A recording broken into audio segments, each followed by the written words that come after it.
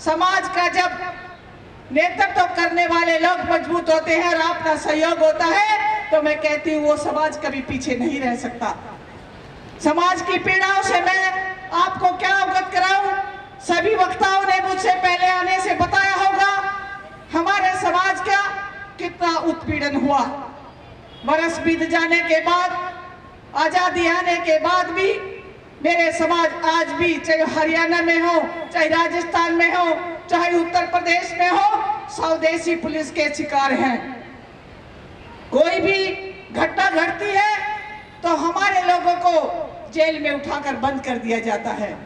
बड़े दुर्भाग्य की बात है, पिछले वर्षों से हमारा समाज एक ही लड़ाई लड़ता आ रहा है कि इन वर्गों को आखिर कब न्याय मिलेगा। मैं कहती हूँ आपकी एकता आपको न्याय दिलाएगी और साथ में ये भी कहती हूँ जिस समाज की राजनीतिक भागीदारी नहीं होती वो समाज कभी तरक्की नहीं कर सकता, क्योंकि कानून विधानसभाओं में, लोकसभाओं में बना करते हैं। और मेरे जो भी बहन भाई विधानसभाओं में गए हैं उनसे मेरी हाथ जोड़कर विनती है, चाहे वो कांग्रेस से हो, चाहे वो बीजेपी से हो, चाहे वो अन्य दलों से हो, समाज की लड़ाई पहला मुद्दा होना चाहिए। आज किसी समाज को अगर ऊंचाइयों की जरूरत है, अगर आज कोई समाज गरीबी से लड़ रहा है, अगर आज कोई समाज सुविधाओं से दूर है तो वो सिर्फ हमारा बावरिया समाज है। ये दुर्भाग्य की बात है, इतनी संख्या में होने के बाद भी मेरा समाज कहीं पृष्ठभूमि पर गिनती में नहीं है। हम बात तो बड़ी बड़ी करते हैं, वादे भी बड़े बड़े करते हैं, लेकिन जब समाज के उत्थान की बात आती है, समाज की एकता की बात आती है तो कहीं ना कहीं हम एक दूसरे का पैर पीछे खींच लेते हैं और अपने वालों को नीचे गिराने का कार्य करते हैं। अगर किसी को बड़ा बनाना है तो बड़ा मन करना चाहिए, और बड़ा मन करने से खुद का ही विकास नहीं होता, पूरे समाज का उत्थान होता है। हमें ढालना तलवार चाहिए, हमें ढालना तलवार चाहिए, और इस समाज के उत्थान के लिए इस समाज का आशीर्वाद चाहिए, आशीर्वाद चाहिए। समाज का आशीर्वाद में वो बल है, समाज के आशीर्वाद में वो ताकत है जो कोई आपके अधिकारों को छीन नहीं सकता। जीत उन्हीं की होती है जिनके हौसलों में जान होती है, जीत उन्हीं की होती है जिनके हौसलों में जान होती है, और पंखों से कुछ नहीं होता, हौसलों में उड़ान होती है। आज ये पूरा मंच उन विचारों के साथ और उन हौसलों के साथ, आपकी उम्मीद के साथ आपके पीछे चलने के लिए यहाँ पर बैठा है, और जब सामने वाले हमारे साथ होंगे तो मंच वाले आपकी आवाज ऊपर उठाएंगे।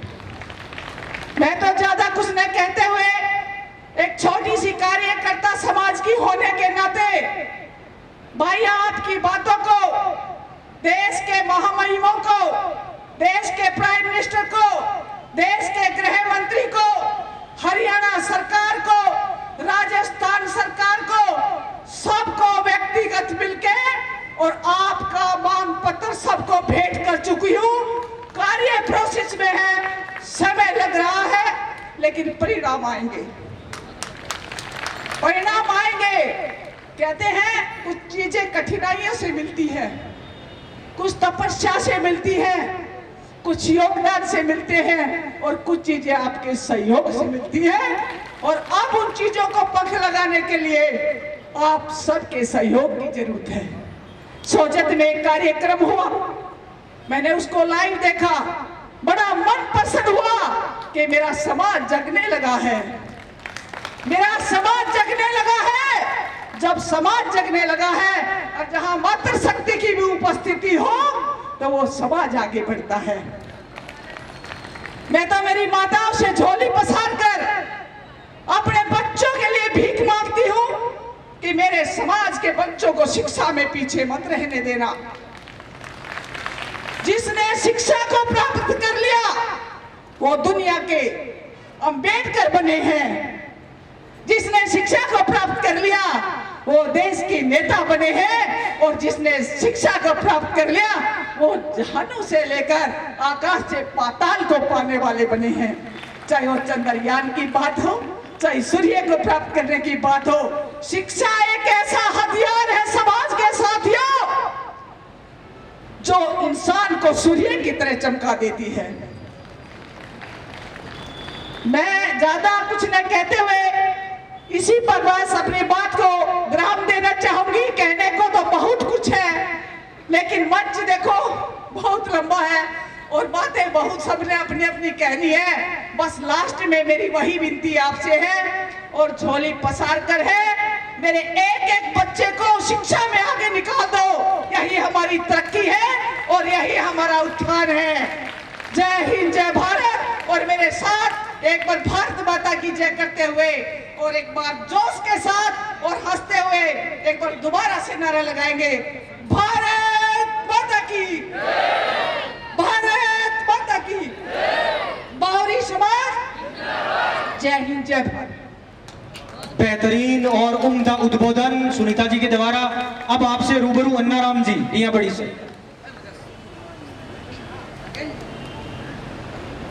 देखो भाई, आप सब लोग जिस प्रकार से सुनीता जी ने और लोगों ने उद्बोधन दिया ना, तो उसमें क्या है कि थोड़ा जोश जिस प्रकार का होना चाहिए उतना नहीं था।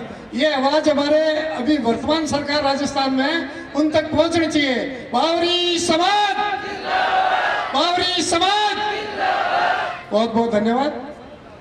इस मुक्ति दिवस, 72वें मुक्ति दिवस में इसके आयोजनकर्ता, इसके संरक्षक अशोक जी, भाई साहब और बीना जी, मंच पर विराजमान, इस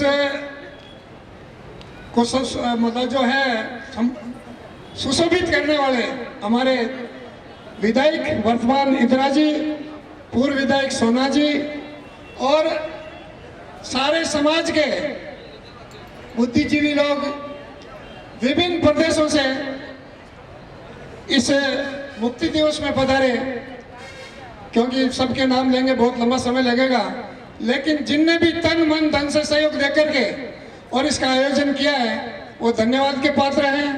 और ये जो कार्यकर्ता सम्मेलन है एक तरह से चुनिंदा लोगों का सम्मेलन है। मैंने सोचत में जब अशोक जी चौहान आए थे तब मैंने निवेदन किया था, भाई साहब बहुत से लोगों को बुलाओ, सारे आउट ऑफ स्टेट से और राजस्थान से। इन्होंने कहा कि भाई ये एक चुनिंदा कार्यकर्ताओं का सम्मेलन है, तो इसमें भी आप लोग भारी संख्या में पधारे हैं, इसके लिए बहुत बहुत धन्यवाद है आपको। अब रही बात ये कि हम लोग आज इस मुक्ति दिवस समारोह को मना करके, और जो वर्तमान सरकार है और विभिन्न स्टेटों में सरकार है और हमारे समाज के लोग बहुत भारी संख्या में है, उनको क्या मैसेज देना चाहते हैं, बात यह है। इसलिए मैं ये कहना चाहता हूँ कि हमारे इस मंच पर भी राजस्थान में जो कांग्रेस पार्टी को सपोर्ट कर रहे हैं और पूर्व विधायक भी हैं, और हमारे बेगाराम जी सर घुमंतु जो हमारा बोर्ड बना हुआ है उसके सदस्य भी हैं, इनसे मैं कहना चाहता हूं, हमारे मुख्यमंत्री आपके हो चाहे हमारे राजस्थान सरकार में मुख्यमंत्री है, उनसे आप निवेदन कर सकते हो, समाज की तरफ से कर सकते हो। समय चला जाएगा, इसलिए आप उनसे बात करो कि हमारा बोर्ड क्यों नहीं बना रहे हो, बावरी समाज को आप क्यों इग्नोर कर रहे हो। इसलिए आप सबकी तरफ से मैं मंच पर बैठे हुए कांग्रेस के भाई हमारे उनसे निवेदन करना चाहता हूं। मैंने अभी हमारे पत्रकार बंधु आए थे, उनसे भी मैंने निवेदन किया, भाई मेरी बात सुनिए, और उन्होंने कहा हाँ बोलिए। मैंने कहा मैं भारतीय जनता पार्टी का कार्यकर्ता हूं और आपको विश्वास के साथ कहता हूं, आज ये हमारे मंच के पर बैठे हुए कांग्रेस के कार्यकर्ता, कांग्रेस के भाई इस मांग को मनवा दे और हमारा बोर्ड बनवा दे, अन्यथा मैं भारतीय जनता पार्टी के तमाम जो बैठे हैं और मंच पर बैठे उनकी तरफ से कहना चाहता हूं कि अगर भारतीय जनता पार्टी की सरकार बनी तो मैं बोर्ड बनवा करके आपको मैं बिल्कुल समाज को सुप्रतिष्ठित करवाऊंगा। इतनी बड़ी बात नहीं है, लेकिन मैं निवेदन पूर्वक कहता हूं, समाज के मुद्दे पर कहता हूं कि हम बोर्ड बनवाएंगे। तो मेरा कहने का मतलब है, लंबी चौड़ी बात कहने की आवश्यकता नहीं है। सभी ने मुक्ति दिवस क्यों मना रहे हैं, किस लिए मना रहे हैं, क्यों मना रहे हैं, ये सारी बातें बता दी, लेकिन एकजुट होकर के आज ये बात बार बार कही जा रही है कि हम जो एकजुट नहीं है, यह एकजुट का ही तो द्योतक है। हमने उसमें संसद के अंदर किया, 2 लाख लोग आए हमारे समाज के और जगह नहीं मिली। 150 बीघा जमीन के अंदर हमने जो कार्यक्रम किया उसमें भी जगह नहीं मिली। मैं ये कहना चाहता हूँ, मेड़ता के अंदर हमने सम्मेलन किया, उसके अंदर आप सबके आशीर्वाद से हमारी जो है 2 बहनें विधायक बनी। और आज मैं ये चैलेंज करके कहता हूँ, मजबूर नहीं होंगे हम, लेकिन कांग्रेस और भारतीय जनता पार्टी के हमारे वरिष्ठ नेता लोग हैं, चाहे वो कांग्रेस में बैठे हैं चाहे बीजेपी में बैठे हैं, हमें टिकट दो। अरे देखे तो देखो हमारे लोग जीत के आते कि नहीं आते, और आप लोग अगर इग्नोर करोगे तो भुगतोगे। मैं ये आपसे निवेदन पूर्वक कहना चाहता हूँ। और हमारे लोग बहुत ज्यादा पढ़े लिखे और बहुत अग्रणीय लोग हो गए हैं, किसी प्रकार की समाज में कमी नहीं है, धन बल की कमी नहीं है, जनबल की कमी नहीं है, तो हमें क्यों पीछे रखते हो भाई? विचार करो। मैं उस सभा में भी मैंने ये कहा था, अरे गहलोत साहब 4 दिन की चांदनी फिर वही अंधेरी रात है, और ये राजस्थान हमेशा सत्ता परिवर्तन करता है। इसलिए शासन में आने वाले लोगों को हम लोग निवेदन करेंगे, और मुझे तो पूरा विश्वास है कि अगर ये बोर्ड बना के नहीं देंगे तो हम लोग ला करके देंगे। मैं ये कहा, जो समाज के सेवक जिन्होंने चाहे राजनीतिक स्तर पर चाहे सामाजिक स्तर पर उन्होंने काम किया है, आज एकजुटता के सूत्र में बंधे हुए हैं। चाहे हमारी बहन सोना जी हो, चाहे हमारी बहन इंदिरा जी हो, पार्टी हमारी अलग अलग हो सकती है, लेकिन समाज के लिए तन मन और धन इन्होंने लगा करके समाज का काम किया है। हमारे देश जोधा जी, इन्होंने अभी अपनी बात में पूरा वर्त रखा है कि हम लोगों ने किस प्रकार से विभिन्न प्रदेशों में मांग की है। उसके बाद गूंगी बेरी सरकारें हमारी बात नहीं सुन रही है। हम लोग एक है, एक रहेंगे और